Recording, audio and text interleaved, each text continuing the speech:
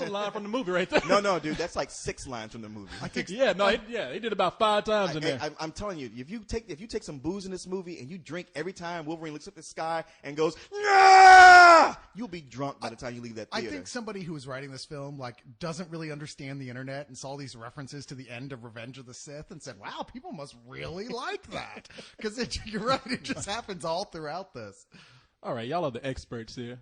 Experts? Yeah, you guys. Yeah, no, I'm just experts. No, hey, X-Men, you guys. Experts, you don't. Yeah, Okay, so I did not mean it like that. I didn't mean, hey, experts. No, I didn't mean it like that. You guys know about this stuff. You want to buy some ecstasy?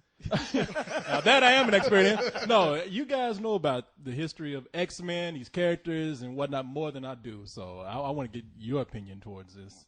Well, you want to set it up for what it is? Or you think just saying like, look, this is the origin of Wolverine, where he was before, how he got to go from Logan to Wolverine to joining the X-Men. I don't even want to go into detail about what it's about. I'll let one of you guys do it. We did. It's called the last 3-hour League of Extremely Ordinary Gentlemen. We're not going to go there again. Suffice it to say, this skips lightly through certain things that supposedly has happened to Logan during his comics career. Jumps around as is convenient to the script, which really, I think Carlisle said it best to me during the theater. He said, this is a Steven Seagal film, and that's all it is. Yeah, I'll try. You tell me if I got this wrong now. Okay. Maybe it is because actually, you know what? We know the history so well. It'd be interesting to hear it from a layman's point of view. Somebody who's coming cold, only watched the movie. What did you think? How would you sum it up? And we can do those sounds. Okay, all right. like I'm strapped to an electric chair and you just shock me when I get it wrong. No, okay. For what I got from this now, me not being as immersed in this as you guys are. Wolverine, when he comes into the first X-Men movie, he doesn't really know too much about his history. So this goes through and explains what that's about. It explains how old he is, for one thing. Right. It explains how he got his adamantium skeleton. Right. It explains why, for one thing, he is screaming "ah" through the whole movie, because we learn that he's actually lost a lot and has learned not to trust people. And he comes down mainly because of this guy, General Stryker, who comes to him when they're in Vietnam, because Wolverine and his brother, who's the character? Victor Creed? Victor Creed. Sabretooth. There you go. Victor Creed, Sabretooth, his brother. They are so old that they have been through every major war that we've had. Yeah. And during the Vietnam War, where Sabretooth just pretty much goes crazy and starts killing people and becomes an animal, they're going to be executed. But General Stryker comes in and says, "You guys, you know what? You can't be killed. Here you are. Why don't we go ahead and use these powers to really help the government?" And that is where we begin to learn, is this guy really going to help them out and be on their side, or is this something sinister more happening here? In fact, we already know, because he's the same character from X-Men 2. Brian Cox. Played by Brian Cox. Yeah. Right. Well, this time it's Danny Houston playing the younger version of him. Yeah, and without the British accent. For some reason. I don't know. And this is where we learn about the Weapons X program, which kind of picks up to where we start to realize what Wolverine, what's he so angry about and want to go after people for in the first X-Men movie. Which, of course, ostensibly, if in the first X-Men movie he can't remember anything, then none of that matters, really. You're like, well, wait, why is he so angry then? I mean, you think he'd just be like, whatever. Yeah, true. Yeah, I mean, if you can't remember, either he remembers everything or he doesn't. You got to make up your mind on that one, Just saying. I mean, you basically covered it in the most, broad stroke way possible. The only thing you left out is that, wow, this movie really did a poor job of covering all this. I mean, it's very generic, paint by the numbers.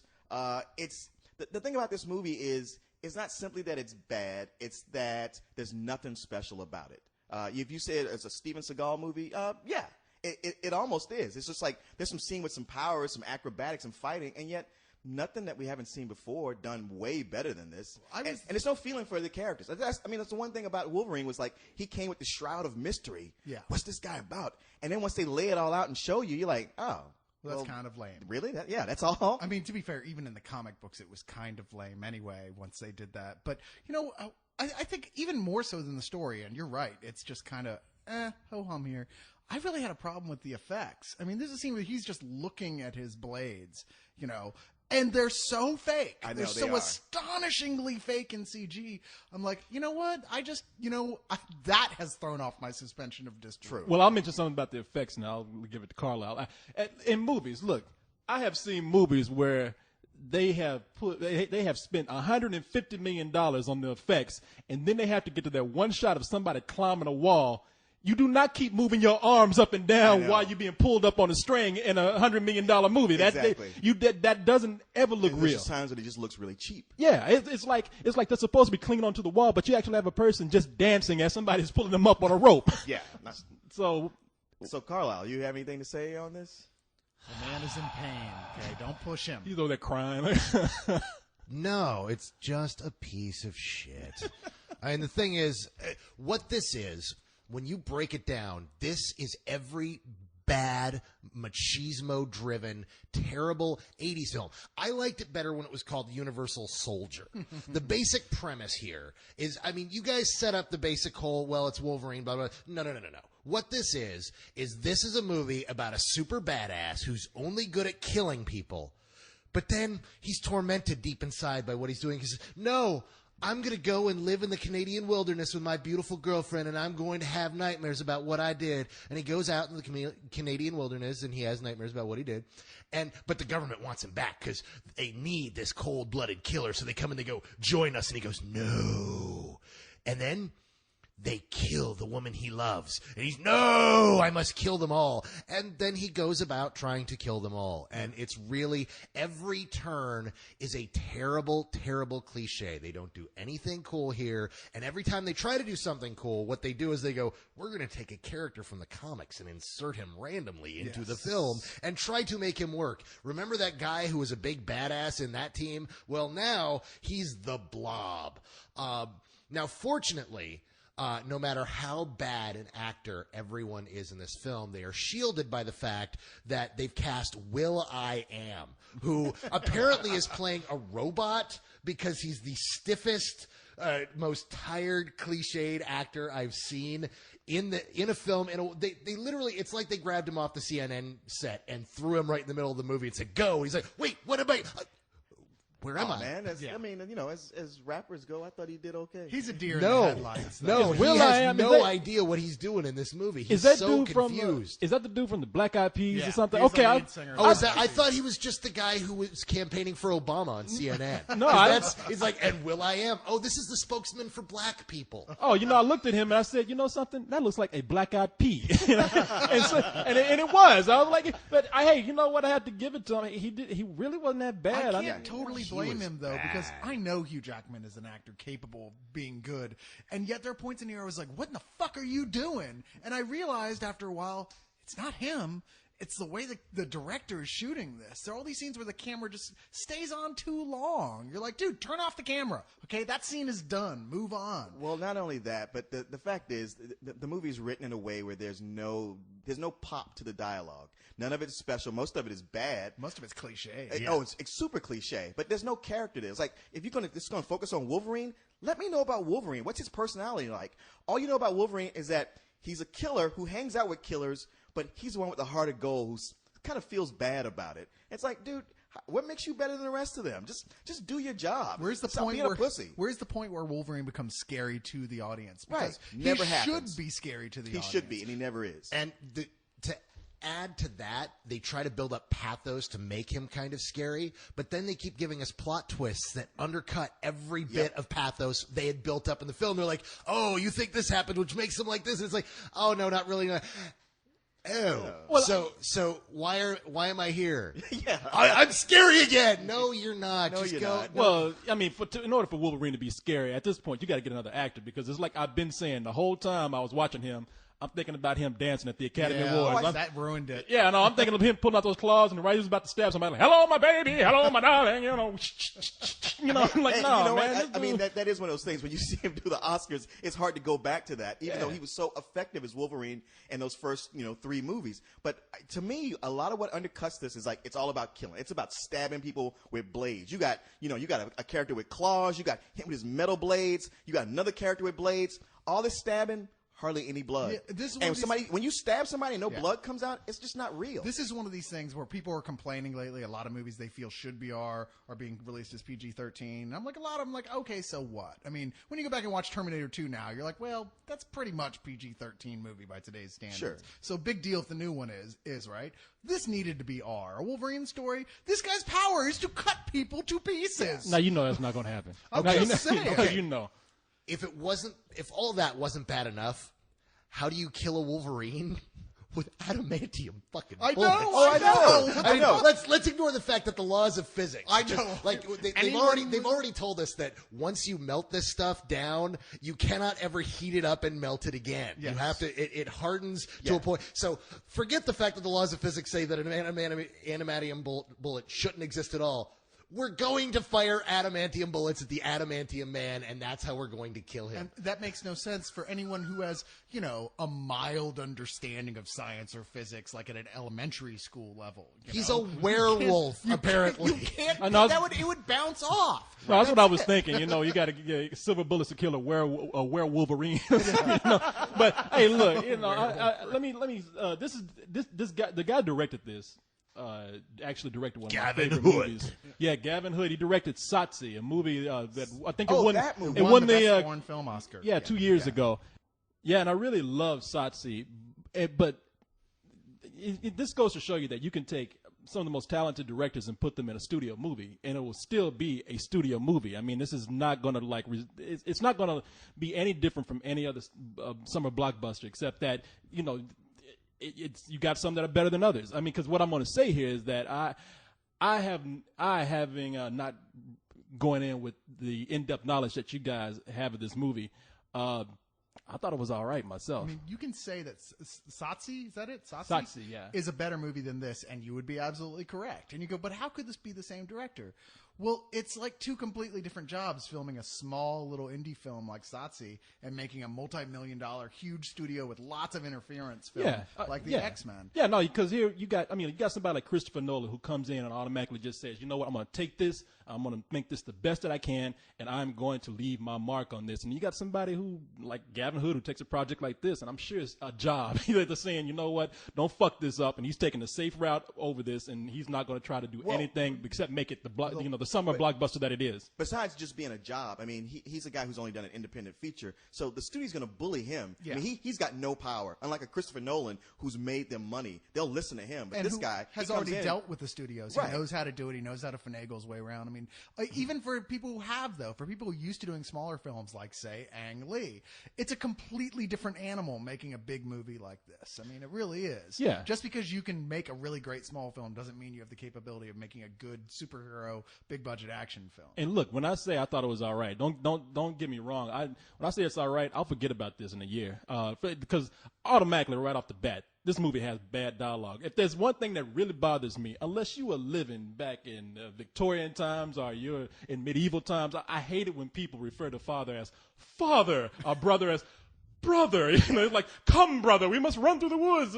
Come on, man. And it's like, But the scene you're talking about, they were living in actually pre-Victorian times. That's true. No, I know, but it seems Even like then, they probably were like, Steve, come on, let's but go. they seem like backwoods country fucks. So it's like, I didn't see them as being proper enough to be like, my father, be like, Paul. It was just that the acting was so bad. The kid who was playing James Howlett Jr., young Logan. Well, this is the kind of dialogue that is not going to lend itself to people actually showing their great acting skills. Well, that's the thing. It's like it's the kind of dialogue that gives no character. You don't find out what these people are. It's the bare minimum. What do I say to move this scene to the next scene without letting me know what this guy is all about? I mean, it's sad because when they make a movie based on, these comic characters that have existed, they have 30, 50 years of stories they can cherry pick from to get the best. And, when you get a movie like Dark Knight or Iron Man, they do that. And you get one of these, they just kind of, I don't know, it's kind of a mishmash of what they think is popular or what kind of works within their budget. And it just doesn't. It never clicks. You mentioned, that you're going to forget it. That's how I feel about this movie. It's like, I'm glad we're recording it tonight because by Saturday, I won't remember it at all. Dude, this is a TNT comic movies for guys who like comic movies. Like Black Scorpion or something Yeah, like it's that. really, really just everything about this movie's bad. There isn't a single element that we have talked about that we were like, you know what, that was bad, but this was good. There's nothing good here. The action scenes were actually boring me to tears. I thought I was going to fall asleep. I almost nodded off. I never nod off in films, and I was really starting to lose it there during these action scenes because there was no heart to this movie, there was no resonance, and there was nothing interesting happening throughout the film. I mean, Well, there was a little bit of heart when he got when he started living with Clark Kent's parents.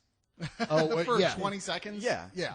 But, I think I was hoping at the very least, once they got to Deadpool, the character I was actually kind of Right. interested to see how they did here with Ryan Reynolds. I'd be like, okay, well, at least that's a cool setup to a Deadpool movie.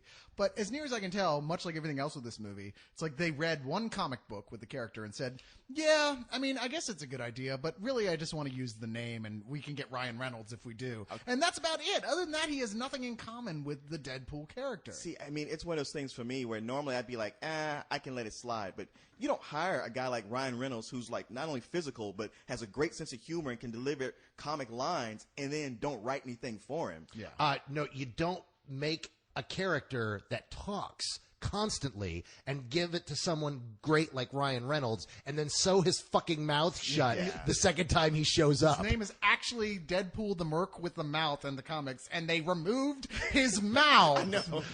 What the fuck? Who made this shit? Well, I hate to be that guy, but I'm that guy, no, this is one of those movies where, not the best acting. Dialogue is pretty bad in a lot of scenes. And I understand you guys are coming from. I mean, they are really trying to, even somebody like me who probably doesn't recognize all these characters, I recognize like at the end, they're like, oh shit, we got to bring all the mutants in here. Let's just, and not all of them are going to talk. We just have to like show people a glimpse of this mutant, and this mutant running by. So it did look like they just tried to dump as many of these characters in. However, I would have to say that I myself was never really bored. I thought the movie moved at a good pace. There are like a lot of action scenes in there that I did like, and there's some special effects scenes that I liked in there. The acting wasn't all that great. Like I said, that's because of the dialogue a lot of times, I think. Because there are moments I did like Liev Schreiber. When I was rolling my eyes at the beginning, I was like, I kind of like him in this. There were times I thought Wolverine, Hugh Jackman had a good line or two. Ryan Reynolds is pretty much perfect for this character, Deadpool, and he gets to do that for about 5 minutes in the movie. But you're right, later on they kind of throw him away. But he was good in that part. And Danny Houston, certain parts where he was menacing, certain parts where he was not. Like I said, this is a typical summer blockbuster to me. I will not remember this in a year. I see it just like that summer where I mentioned like everything like Pirates of the Caribbean, Shrek, Spider-Man 3. I gave all those matinees because I was like, go see it if you need to see it. It looks pretty if nothing else. That's the way I feel about this. See, I'm going to be like Wolverine with this movie where I'm just not going to remember it. I'm going to need Professor Xavier to bring it back to me. To me, you know what? I'm not going to get hung up on how much it was like the comic, but I will say, if you're a fan of the comic, especially if you're a fan of Deadpool, you're probably going to be pissed off. Yeah, you're going to hate it. How much they take a big shit on it. But then, like, not judging it as a comic, just as an action movie, it's really dull and generic, and there's nothing to recommend about it. I agree with Carlisle for the most part. I would personally, like, if I'm going to rate this movie, I'm giving it like a really low matinee that's just skating the top of some old bullshit. Wow. Just icing on the cake of bullshit. You mean a rental? You mean a rental? God damn it, I keep doing that. You do. Apparently, we only have 3 ratings. I was going to say. I'm sorry. A low rental is what I meant. I couldn't decide. I'm like going, okay, I accept that I am biased to some level by knowing the comic books. But at the same time, I'm trying to think about just the movie itself and think of anything in it that was of quality, and I can't think of a single thing I liked about this movie. Nothing. I mean, I would say it's a low rental only because I know that even if everyone I know was saying this to me, I'd still rent it because it's a comic book movie. Hell, Sure. I paid to rent Elektra, for Christ's sakes. But it's better than that. But even then, I can't do that because it's just not worth it. Damn, I'm not dude, going to rent the Spirit. You're turning red right now. I'm not going to rent the Spirit, and I'd say don't rent this either. Wow. So this is some old bullshit. You look like a lobster. I'm just a big guy. That's his mutant power. Yeah. Lobster power. It's not really that useful. Some old bullshit. This is just crap, dude. There's nothing here. I mean, it doesn't anger me.